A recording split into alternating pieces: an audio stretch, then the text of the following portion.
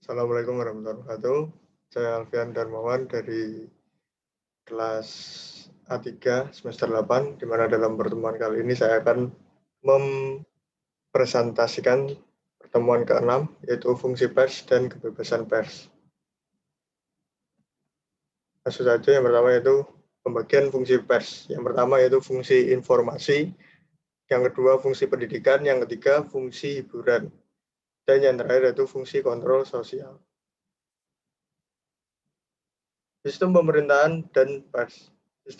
Sistem pers suatu negara ditentukan oleh sistem pemerintahan yang dianut. Sebagai sarana kegiatan jurnalistik, pers dipandang sebagai kekuatan keempat atau fourth estate dalam sebuah proses pemerintahan yang menganut sistem demokrasi. Setelah kekuasaan eksekutif, kekuasaan legislatif, dan kekuasaan yudikatif, serta bebas dari pengaruh pemerintah.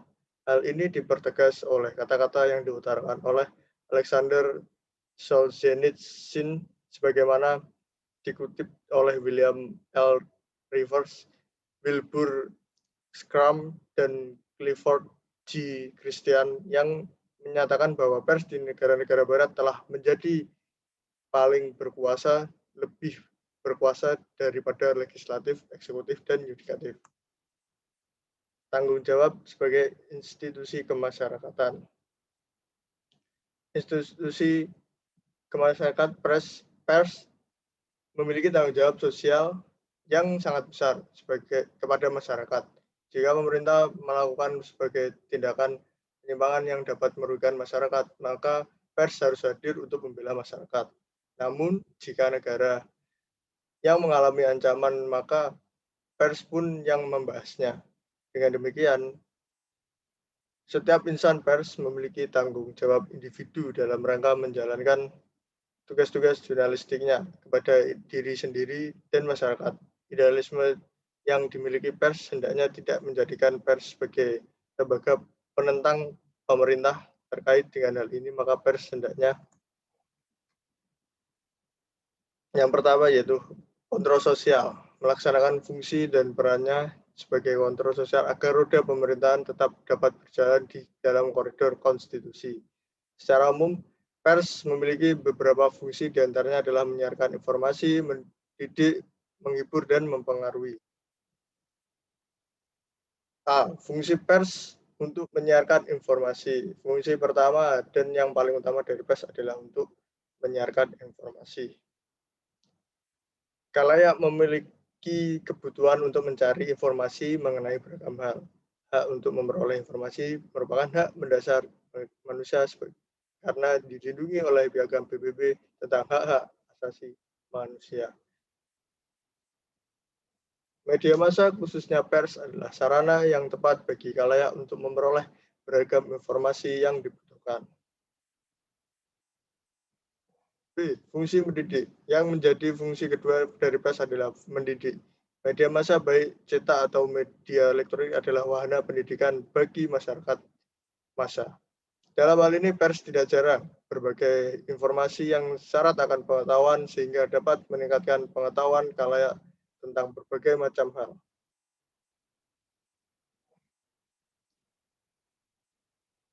C. Fungsi menghibur. Ketika khalayak merasa jenuh dengan berbagai informasi yang berbobot, maka khalayak akan berusaha mencari waktu luang untuk mencari hiburan. Hiburan yang dimaksud adalah materi atau isi pers yang bersifat hiburan. Kita dapat menemunya dalam bentuk tajuk rencana, cerita pendek, cerita bersambung, karikatur, teka-teki silang, dan lain-lain. D. Fungsi kontrol sosial dan pers berfungsi untuk mempengaruhi.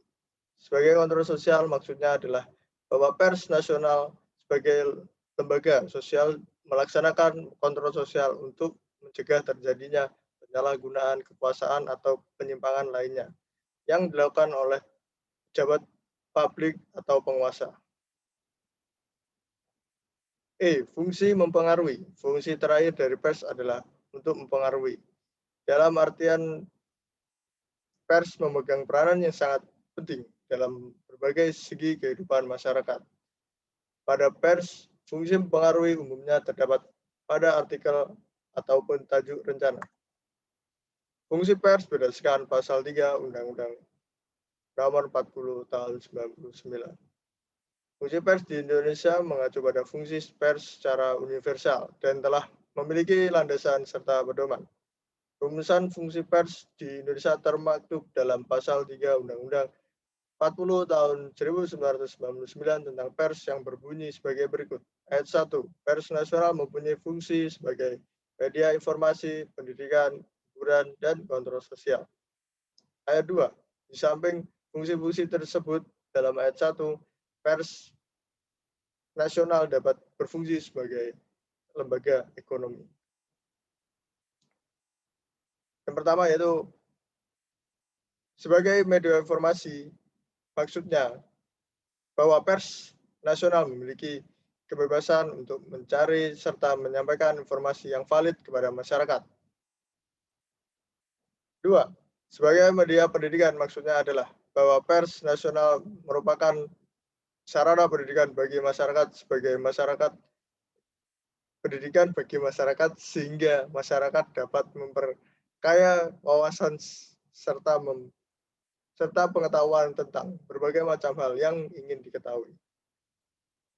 Ketiga, sebagai media hiburan maksudnya adalah bahwa pers nasional merupakan media untuk memperoleh hiburan atau kesenangan bagi masyarakat yang diperoleh melalui isi media yang dikemas oleh perusahaan pers. Yang keempat, sebagai kontrol sosial, maksudnya adalah bahwa pers sebagai lembaga sosial melaksanakan kontrol sosial untuk mencegah terjadinya penyalahgunaan kekuasaan atau penyimpangan lainnya yang dilakukan oleh pejabat publik atau penguasa. Kontrol sosial dilakukan melalui pernyataan pendapat secara bebas namun bertanggung jawab. Pers nasional mendukung pemerintah dengan mempublikasikan berbagai kegiatan pemerintah yang positif agar dapat diketahui oleh masyarakat. Sebagai lembaga ekonomi yang terakhir, maksudnya adalah bahwa perusahaan pers di Indonesia dikelola dengan menggunakan prinsip-prinsip ekonomi agar tercipta pers yang berkualitas sehingga dapat meningkatkan kesejahteraan para insan pers, baik karyawan maupun jurnalis dengan tetap menjalankan kewajiban sosialnya. Berikut adalah ciri atau karakteristik pers.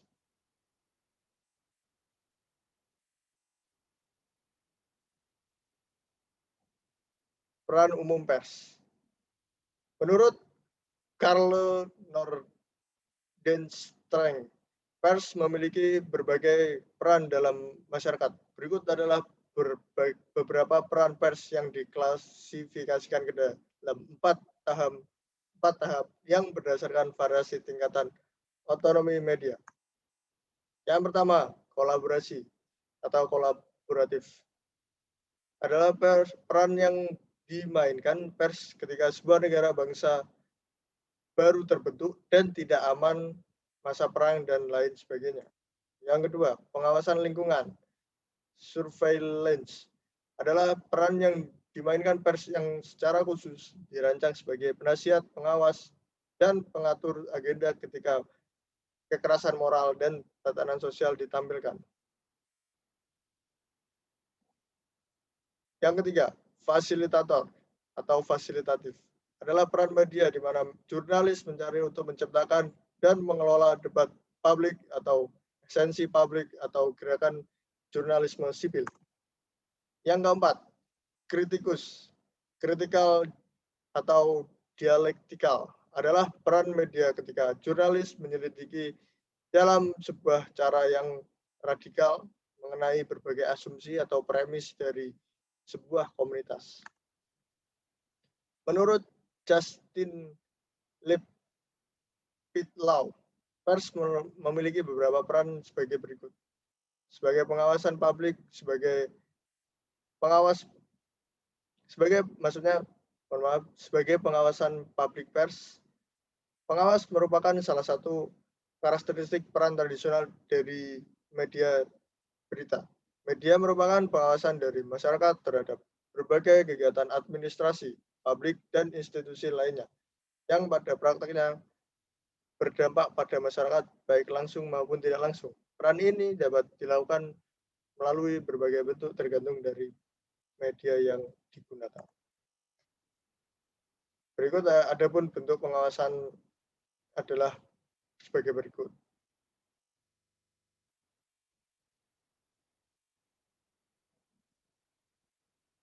Penyelidik selanjutnya. Penyelidik jurnalis yang terlatih dengan baik dan telah dipercaya sebagai sumber informasi, maka pers dapat melakukan investigasi terhadap hal-hal yang dirasa tidak pantas yang dilakukan oleh pejabat publik seperti korupsi, nepotisme, dan tindakan kriminal lainnya.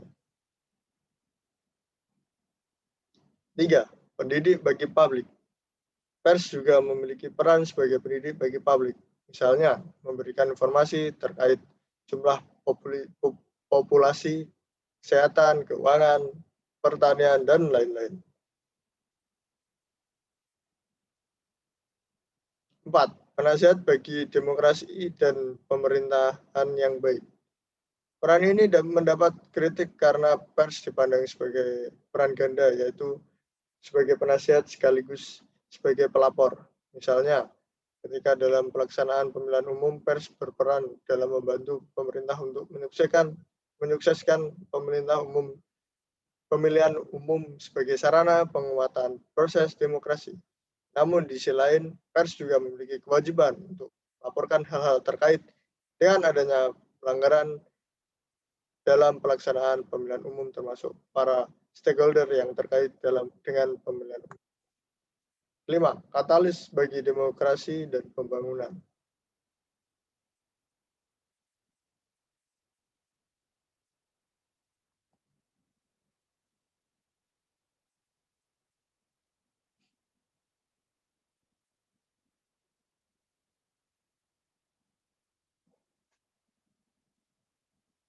Selanjutnya itu kebebasan berekspresi, kebebasan informasi, dan kebebasan berbicara. Di negara yang menganut sistem demokrasi, kebebasan berekspresi, kebebasan informasi, dan kebebasan berbicara dijamin dan dilindungi oleh konstitusi. Kebebasan berekspresi atau freedom of expression adalah dasar yang dimiliki oleh suatu masyarakat bebas tanpa adanya kebebasan berekspresi sebagaimana yang telah diklaim. Maka para jurnalis, akademisi, dan pihak lainnya tidak dapat menampilkan perannya yang sangat vital dalam mencari dan menyebarkan pengetahuan yang baru. Menurut Badan Dunia, PBB, dalam rangka mewujudkan kebebasan berekspresi, maka terdapat hal-hal yang harus dilakukan. Di antaranya adalah sebagai berikut. Yang pertama, yaitu adanya aturan hukum dan peraturan yang memungkinkan terbukanya sektor media dan munculnya pluralistik. Yang kedua, adanya keinginan politik untuk mendukung serta sektor dan peraturan hukum untuk melindunginya. Yang ketiga, adanya undang-undang yang memastikan akses terhadap informasi, terutama informasi di ranah publik. Yang keempat, pentingnya keterampilan literasi media di kalangan konsumen berita untuk menganalisis dan mensintesis informasi yang mereka terima secara kritis dan menggunakan dalam kehidupan sehari-hari dan untuk meminta pertanggungjawaban media atas tindakannya. Unsur-unsur tersebut bila dikombinasikan dengan profesionalisme media yang mengikuti standar etika dan profesional tertinggi yang dirancang oleh praktisi berfungsi sebagai struktur dasar yang dapat digunakan untuk kebebasan berekspresi. Atas dasar inilah media berfungsi sebagai pengawas. Masyarakat sipil terlibat dengan pihak berwenang dan mengambil keputusan informasi mengalir melalui dan antar komunitas. Selanjutnya itu freedom of information.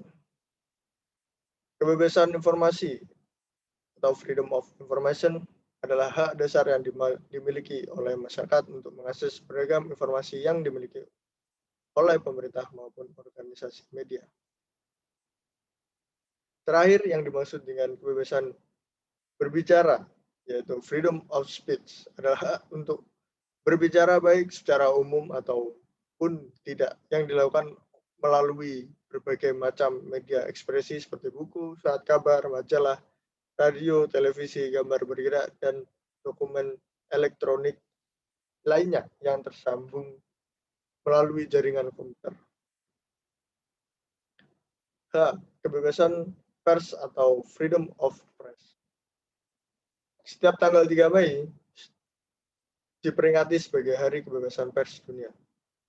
Tanggal 3 Mei merupakan tanggal ditetapkannya prinsip-prinsip dasar kebebasan pers. Peringatan ini merupakan salah satu upaya untuk mengevaluasi kebebasan pers di seluruh dunia untuk mempertahankan atau melindungi media dari serangan terhadap kemandirian, serta untuk memberikan penghargaan kepada para jurnalis yang telah kehilangan nyawanya ketika sedang menjalankan tugas-tugas jurnalistiknya.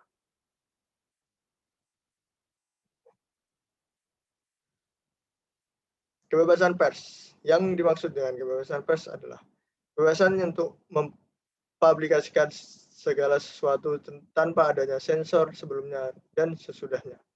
Kebebasan pers telah menjadi perdebatan panjang sejak dimulainya percetakan modern pada kisaran tahun 1400-an. Beberapa pemerintahan menempatkan batasan pada kebebasan pers karena ketakutan pihak penguasa atau pemerintah akan kekuatan kata-kata yang digunakan untuk menyetir masyarakat dalam rangka melawan pemerintahan yang sah. Di negara-negara demokrasi, pers yang bebas, independen, dan beragamnya, media merupakan inti dari pemerintahan yang baik.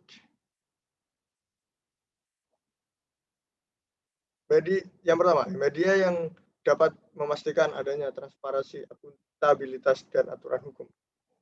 2. Media yang dapat mempromosikan partisipasi publik dan wacana politik. 3. Media yang dapat memberikan kontribusi untuk melawan kemiskinan. Selanjutnya, sebuah sektor media yang independen menarik kekuatannya dari suatu masyarakat yang dilayaninya. Dan sebagai timbal baliknya adalah pemberdayaan masyarakat agar menjadi mitra penuh dalam proses demokrasi.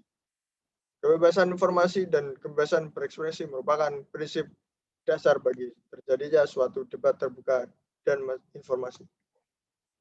Semakin berkembangnya teknologi, informasi, dan komunikasi memungkinkan masyarakat untuk membentuk lingkungan media lebih jauh serta mengakses berbagai sumber.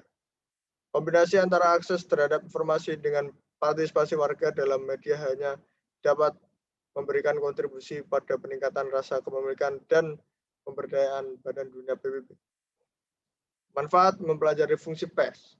Mempelajari fungsi pers dapat memberikan berbagai manfaat, yaitu kita dapat mengetahui berbagai macam fungsi pers yang berlaku secara universal maupun yang berlaku di Indonesia. Hal ini penting diketahui karena kebebasan pers dan kebebasan berekspresi dijamin dan dilindungi oleh hukum.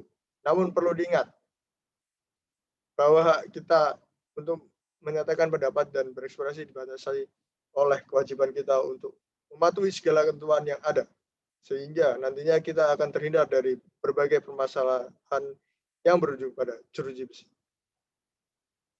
Pada hakikatnya, pers sebagai salah satu pilar dari 4 pilar penumpang bagi negara Indonesia memiliki peranan yang penting untuk memajukan negaranya dan membuat negara menjadi lebih baik.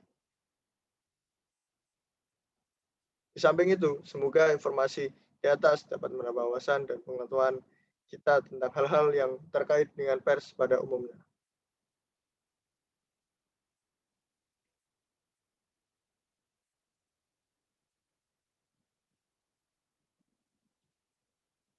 Baik, saya akan menjawab pertanyaan yang pertama, yaitu apa fungsi pers? Sebutkan. Ya, yang pertama itu fungsi pers ada 4, itu fungsi informasi, pendidikan, hiburan, dan kontrol sosial. Dan yang kedua yaitu jelaskan fungsi pers sebagai kontrol sosial. Berilah contohnya. Sebagai kontrol sosial, maksudnya adalah bahwa pers nasional sebagai kontrol sosial melaksanakan kontrol sosial untuk mencegah terjadinya penyalahgunaan kekuasaan atau penyimpangan lainnya yang dilakukan oleh pejabat publik atau penguasa.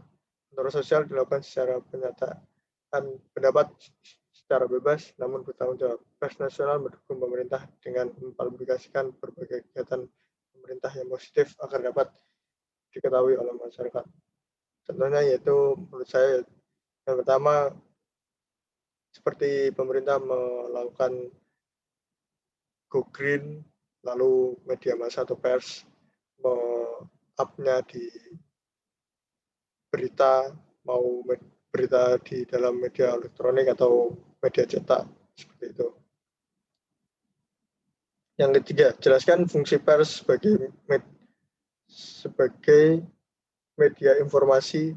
Berilah contohnya. Sebagai media informasi, bahwa pers nasional memiliki kebebasan untuk mencari serta menyampaikan informasi yang valid kepada masyarakat. Hal ini terkait dengan hak memperoleh informasi yang melekat pada masyarakat serta dijamin dan dilindungi oleh konstitusi dan peraturan perundang-undangan yang lainnya. Dalam media informasi, contohnya yaitu pers, bahwa pers memiliki kebebasan untuk mencari serta berarti dalam ini contohnya seperti jurnalistik kan memiliki kebebasan untuk mencari informasi yang valid kepada masyarakat. Jadi kalau ada tindakan kekerasan itu sebenarnya tidak dibenarkan dalam konteks media informasi ini. Jelaskan fungsi pers sebagai pendidik dan sebagai penghibur. Berilah contohnya. Fungsi pendidik yaitu media massa baik cetak atau media elektronik adalah wadah pendidik bagi masyarakat massa. Dalam hal ini pers tidak jarang membuat berbagai informasi yang syarat akan pengetahuan sehingga dapat meningkatkan pengetahuan khalayak tentang berbagai macam hal. Umumnya informasi yang atau materi yang mengandung pengetahuan dituangkan dalam bentuk tulisan, artikel, video, berita, foto, cerita, dan lain-lain. Maksudnya fungsi pendidik itu biasanya kayak biografi dari seseorang itu bisa, atau berita-berita yang bermanfaat seperti berita tentang banyak lulusan dari Indonesia itu diterima kerja di luar negeri, seperti itu mungkin. Apa yang dimaksud freedom of the press? Selanjutnya masih ada fungsi menghibur. Ketika khalayak merasa jenuh dengan berbagai informasi yang berbobot, maka khalayak akan berusaha mencari waktu luang untuk mencari hiburan. Hiburan dimaksud adalah materi atau isi pers yang bersifat hiburan. Kita dapat menemuinya dalam bentuk tajuk rencana, cerita pendek, cerita bersambung, karikatur, teka-teki silang, dan lain-lain. Misalnya fungsi menghibur itu kayak yang di koran masih ada TTS, seperti itu. Karikatur juga masih terdapat di media elektronik, juga masih banyak, dan lain-lain. Selanjutnya, apa yang dimaksud oleh freedom of the press atau kebebasan pers? Kebebasan pers adalah kebebasan untuk mempublikasikan segala sesuatu tanpa adanya sensor sebelumnya dan sesudahnya. Kebebasan pers telah menjadi perdebatan panjang sejak dilakukan percetakan modern pada kisaran tahun 1400-an, dan beberapa pemerintah menempatkan batasan pada kebebasan pers karena ketakutan pihak penguasa atau pemerintah akan kekuatan kata-kata yang digunakan untuk menyetir masyarakat dalam rangka melawan pemerintahan yang sah. Terima kasih sudah menonton video saya. Wassalamualaikum warahmatullahi wabarakatuh.